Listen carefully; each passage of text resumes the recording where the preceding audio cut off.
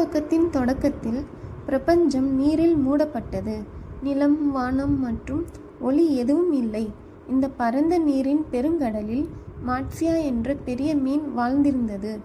மாட்சியா அவ்வளவு சாதாரண மீன் அல்ல. அது விஷ்ணு தேவனின் அவதாரமாக இருந்தது. உலகத்தை ஒரு பெரிய பெருந்தென்றலிலிருந்து காக்க இந்த வடிவத்தை எடுத்துக்கொண்டார். ஒரு நாள் ஒரு பெரிய புயல் எழுந்து நீர் உயர்ந்து போகத் தொடங்கியது. ஒரு பெரிய முனிவரான மனு நதியோரத்தில் நடந்து சென்றபோது ஒரு சிறிய மீன் காடுகளில் சிக்கி விழுந்ததை பார்த்தார். மனு அந்த மீனுக்கு கருணை காட்டி அதை நீரில் இருந்து மீட்டார்.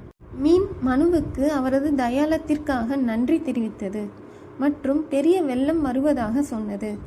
மீன் மனுவிற்கு ஒரு பெரிய படகு கட்டி உலகின் அனைத்து விதைகள் மற்றும் வேதங்களையும் சேகரிக்க வேண்டும் என்று எச்சரிக்கை அளித்தார்.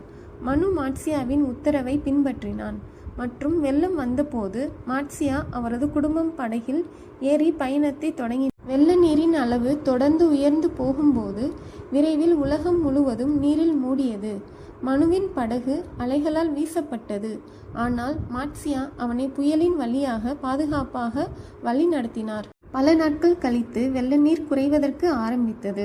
மாட்சியா மனுவின் படகை ஒரு மலை சிகரத்திற்கு வழி நடத்தி அவர்கள் பாதுகாப்பாக இறங்கினார்கள். மனு மற்றும் அவரது குடும்பம் வெள்ளத்தை தாண்டி காப்பாற்றப்பட்டனர் மற்றும் அவர்கள் மட்டுமே உலகில் உயிருடன் இருந்தனர். பின்னர் மாட்சியா தனது உண்மையான வடிவத்தை விஷ்ணு பரிபாலன் தேவன் என்று வெளிப்படுத்தினார். அவர் மனுவிற்கு கூறினார், நான் உன்னை மற்றும் உலகின் விதைகள் மற்றும் வேதங்களை காப்பாற்றிவிட்டேன். எனவே வாழ்க்கை புதியதுவாக துவங்க முடியும். மனு மற்றும் அவரது குடும்பம் பிறகு பூமியில் மக்கள் கணக்கை மீண்டும் அதிகரித்தனர். அவர்கள் மாட்சியா காப்பாற்றிய விதைகளை நட்டனர் மற்றும் அவர்கள் பாதுகாக்கப்பட்ட வேதங்களை மக்கள் கற்பித்தனர்.